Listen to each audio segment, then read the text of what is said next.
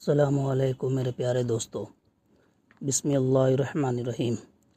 ہرقل شاہ روم نے ان کے پاس قریش کی قافلے میں ایک آدمی بلانے کو بھیجا، اور اس وقت یہ لوگ تجارت کے لیے ملک شام گئے ہوئے تھے، اور یہ وہ زمانہ تھا جب رسول اللہ صلی اللہ علیہ وسلم نے قریش اور ابو سفیان سے ایک وقتی عہد کیا ہوا تھا۔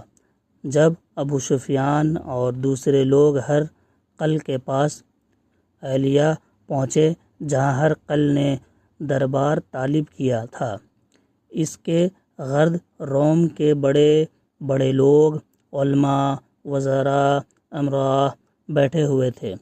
ہرقل نے ان کو اور اپنے ترجمان کو بلوایا، پھر ان سے پوچھا کہ تم میں سے کون شخص مدعی رسالت کا زیادہ کرتبی عزیز ہے؟ ابو سفیان کہتے ہیں کہ میں بول اٹھا کہ میں اس کا سب سے زیادہ کرتبی رشتہ دار، سب سے زیادہ قریبی رشتہ دار ہوں۔ یہ سن کر ہرقل نے حکم دیا کہ اس کو ابو سفیان کو میرے قریب لا کر بیٹھاؤ، اور اس کے ساتھیوں کو اس کے پیٹھ کے پیچھے بیٹھا دو۔ پھر اپنے ترجمان سے کہا کہ ان لوگوں سے کہہ دو کہ میں ابو سفیان سے اس شخص کے یعنی محمد صلی اللہ علیہ وسلم کے حالات پوچھتا ہوں۔ اگر یہ مجھ سے کسی بات میں جھوٹ بول دے تو تم اس کا جھوٹ ظاہر کر دینا۔ ابو سفیان کا قول ہے کہ خدا کی قسم، اگر مجھے یہ غیرت نہ آتی کہ یہ لوگ مجھ کو جھٹلائیں گے تو میں آپ صلی اللہ علیہ وسلم کی نسبت ضرور غلط گوئی سے کام لیتا۔ خیر، پہلی بات جو ہرقل نے مجھ سے پوچھی وہ یہ کہ اس شخص کا خاندان تم لوگوں میں کیسا ہے؟ میں نے کہا وہ تو بڑے اونچے عالی نسب والے ہیں۔ کہنے لگا اس سے پہلے بھی کسی نے تم لوگوں میں ایسی بات کہی تھی؟ میں نے کہا نہیں۔ کہنے لگا اچھا، اس کے بڑوں میں کوئی بادشاہ ہوا ہے؟ میں نے کہا نہیں۔ پھر اس نے کہا بڑے لوگوں نے اس کی پیروی اختیار کی ہے یا کمزوروں نے؟ میں نے کہا نہیں، کمزوروں نے۔ پھر کہنے لگا اس کے تابعدار روز پڑھتے جاتے ہیں یا کوئی ساتھی پھر بھی جاتا ہے؟ میں نے کہا نہیں۔ کہنے لگا کیا آپ نے اس دعوے نبوت سے پہلے کبھی کسی بھی موقع پر اس نے جھوٹ بولا ہے؟ میں نے کہا نہیں، اور اب ہمارے اس سے صالح کی ایک مقررہ مدت ٹھہری ہوئی ہے، معلوم نہیں وہ اس میں کیا کرنے والا ہے۔ ابو سفیان کہتے ہیں میں اس بات کے سوا اور کوئی جھوٹ اس گفتگو میں شامل نہ کر سکا۔ ہرقل نے کہا کیا تمہاری اس سے کبھی لڑائی بھی ہوتی ہے؟ ہم نے کہا ہاں۔ بولا پھر تمہاری اور اس کی جنگ کا کیا حال ہوتا ہے؟ میں نے کہا لڑائی ڈھول کی طرح ہے، کبھی وہ ہم سے میدان جنگ جیت لیتے ہیں اور کبھی ہم ان سے جیت لیتے ہیں۔ ہرقل نے پوچھا وہ تمہیں کس بات کا حکم دیتا ہے؟ میں نے کہا وہ کہتا ہے کہ صرف ایک اللہ ہی کی عبادت کرو، اس کا کسی کو شریک نہ بناؤ، اور اپنے باپ دادا کی شرک کی باتیں چھوڑ دو، اور ہمیں نماز پڑھنے، سچ بولنے، پرہیزگاری اور صلہ رحم کا حکم دیتا ہے۔ یہ سب سن کر پھر ہرقل نے اپنے ترجمان سے کہا کہ ابو سفیان سے کہہ دے کہ میں نے تم سے اس کا نسب پوچھا تو تم نے کہا کہ وہ ہم میں اعلی نسب ہے اور پیغمبر اپنی قوم میں اعلی نسب ہی بھیجے جایا کرتے ہیں۔ میں نے تم سے پوچھا کہ دعائی نبوت کی یہ بات تمہارے اندر اس سے پہلے کسی اور نے بھی کہی تھی؟ تو تم نے جواب دیا کہ نہیں۔ تب میں نے اپنے دل میں کہا کہ اگر یہ بات اس سے پہلے کسی نے کہی ہوتی تو میں سمجھتا کہ اس شخص نے بھی اسی بات کی تقلید کی ہے جو پہلے کہی جا چکی ہے۔ میں نے تم سے پوچھا کہ اس کے بڑوں میں کوئی بادشاہ بھی گزرا ہے؟ تم نے کہا کہ نہیں۔ تو میں نے دل میں کہا کہ ان کے بزرگوں میں سے کوئی بادشاہ ہوا ہوگا تو کہہ دوں گا کہ وہ شخص اسے بہانہ اپنے آباء و اجداد کی بادشاہت اور ان کا ملک دوبارہ حاصل کرنا چاہتا ہے۔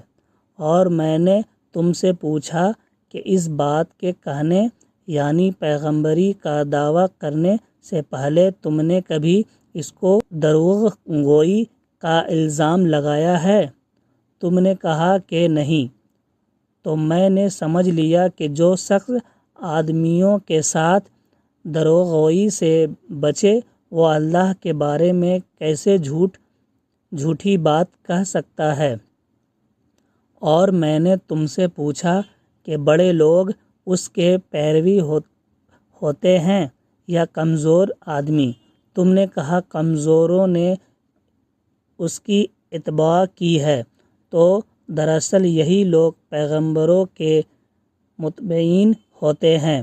اور میں نے تم سے پوچھا کہ اس کے ساتھی بڑھ رہے ہیں یا کم ہو رہے ہیں؟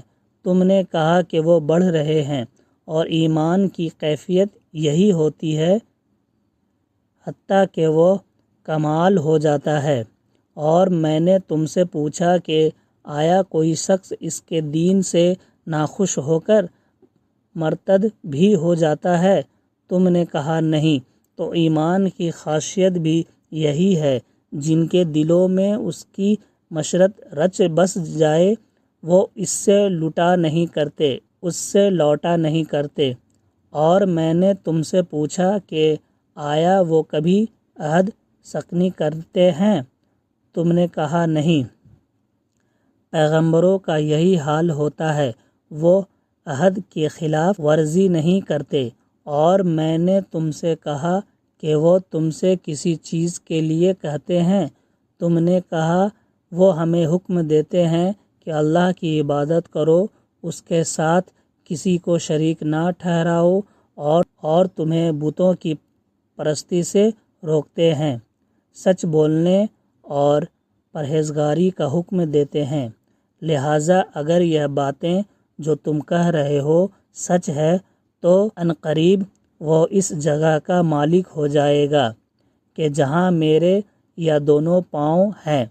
مجھے معلوم تھا کہ وہ پیغمبر آنے والا ہے، مگر مجھے یہ معلوم نہیں تھا کہ وہ تمہارے اندر ہوگا۔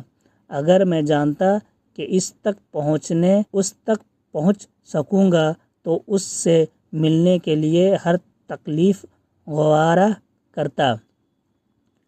اگر میں اس سے پاس ہوتا تو اس کے پاؤں دھوتا۔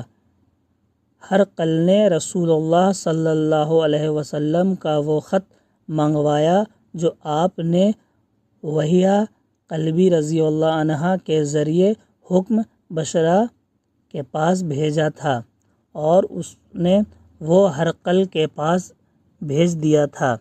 پھر اس کو پڑھا تو اس میں لکھا تھا، اللہ کے نام کے ساتھ جو نہایت مہربان اور رحم والا ہے۔ اللہ کے بندے اور اس کے پیغمبر محمد صلی اللہ علیہ وسلم کی طرف سے یہ خط ہے شاہ روم کے لیے۔ اس شخص پر سلام ہو جو ہدایت کی پیروی کرے۔ اس کے بعد میں آپ کے سامنے دعوت اسلام پیش کرتا ہوں۔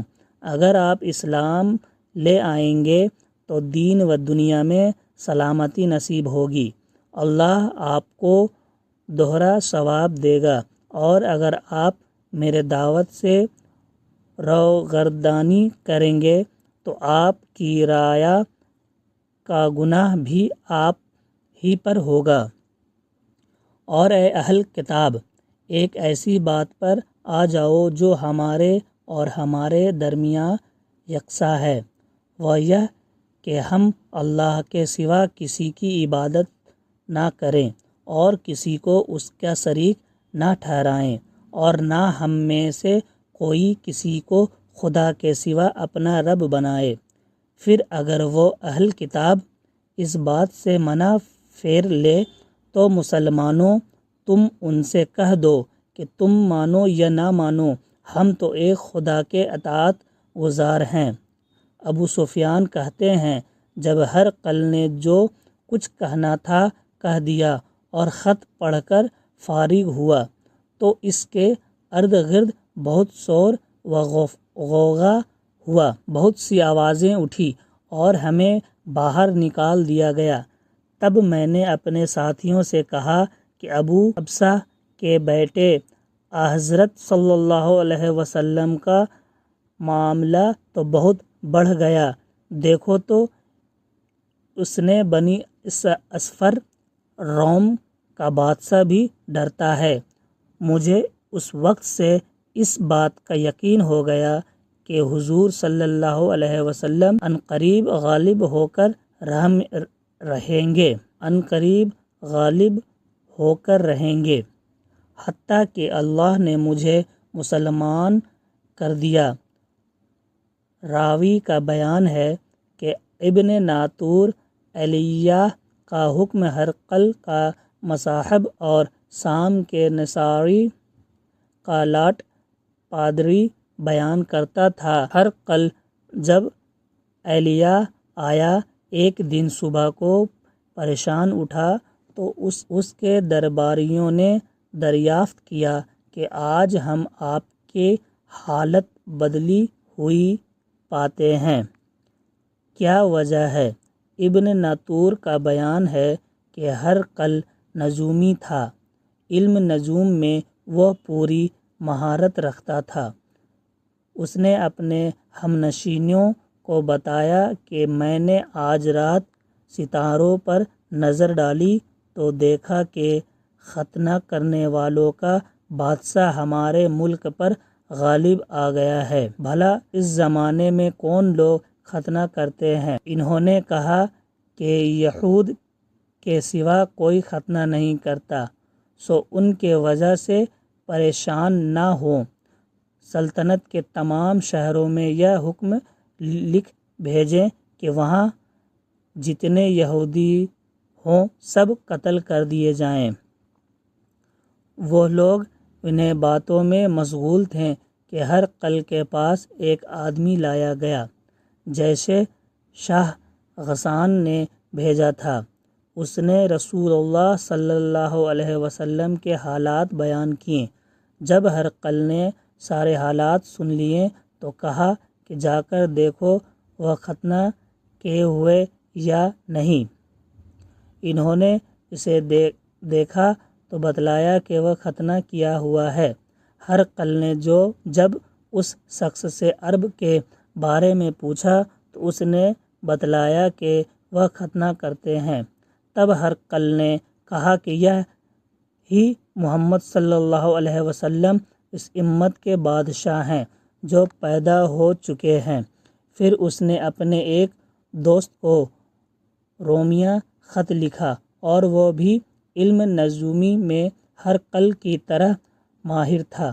پھر وہاں سے ہرقل حمص چلا گیا، ابھی حمص سے نکلا نہیں تھا کہ اس کے دوست کا خط اس کے جواب میں آ گیا۔ اس کے رائے بھی حضور صلی اللہ علیہ وسلم کے ظہور کے بارے میں ہرقل کے موافق تھی کہ محمد صلی اللہ علیہ وسلم واقعی پیغمبر ہیں۔ اس کے بعد ہرقل نے روم کے بڑے آدمیوں کو اپنے حمص کے محل میں طلب کیا اور اس کے حکم سے محل کے دروازے بند کر لیے گئے۔ پھر وہ اپنے خاص محل سے باہر آیا اور کہا، اے روم والو، کیا ہدایت اور کامیابی میں کچھ حصہ تمہارے لیے بھی ہے؟ اگر تم اپنی سلطنت کی بقا چاہتے ہو تو پھر اس نبی صلی اللہ علیہ وسلم کی بیعت کر لو اور مسلمان ہو جاؤ۔ یہ سننا تھا کہ پھر وہ لوگ وحشی گردوں کی طرح دروازوں کی طرف دوڑے، مگر انہیں بند پایا۔ آخر جب ہرقل نے اس بات سے ان کی یہ نفرت دیکھی اور ان کے ایمان لانے سے مایوس ہو گیا تو کہنے لگا کہ ان لوگوں کو میرے پاس لاؤ۔ جب وہ دوبارہ آئے تو اس نے کہا، میں نے جو بات کہی تھی اس سے تمہاری دینی کی آزمائش مقصود تھی، سو وہ میں نے دیکھ لی۔ تب یہ بات سن کر وہ سب کے سب اس کے سامنے سجدے میں گر پڑے اور اس سے خوش ہو گئے۔ بالآخر ہرقل کی آخری حالت یہ ہی رہی۔ ابو عبداللہ کہتے ہیں کہ اس حدیث کو صالح بن کیسان، یونس اور معمر نے بھی ظاہر سے روایت کیا ہے۔ صحیح بخاری حدیث نمبر 7۔ حدیث کے بارے میں آپ لوگوں کو میں نے بتایا۔ اسی طرح سے اور بھی حدیث سننے کے لیے اس چینل کو سبسکرائب کریں، لائک کریں اور لوگوں تک حدیث پہنچانے کے لیے اسے شیئر کریں۔